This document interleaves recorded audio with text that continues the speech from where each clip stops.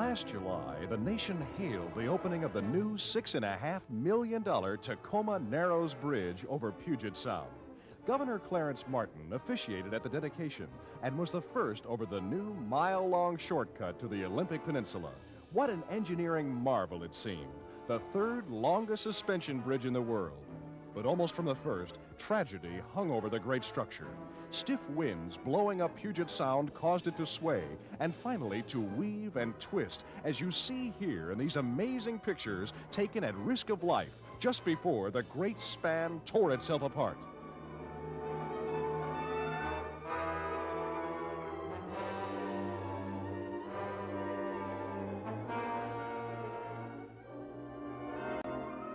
A reporter deserted his car on the bridge and crawled back to safety as the great roadway, like a pendulum of doom, swayed and twisted in its death agony.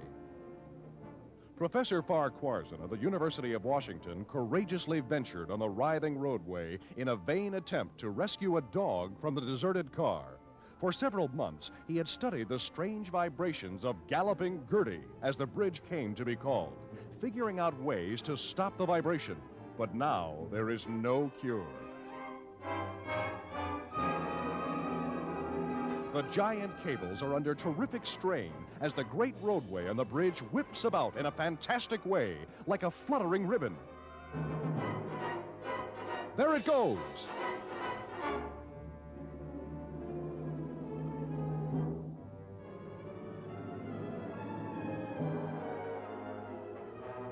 The most sensational scene filmed since the Hindenburg disaster. It seems like a bad dream. It's hard to believe. B.D. Elliott and Harbeen Monroe of Tacoma, who took these pictures, almost paid with their lives for their daring and courage.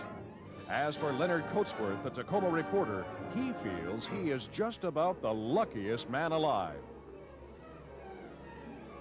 Plans are already underway to reconstruct the destroyed bridge, which was an important link in the West Coast's national defense highways. The solid steel wide plates of the roadway are supposed to have offered too much resistance to the wind, thereby causing the excessive swaying that finally brought about today's startling collapse.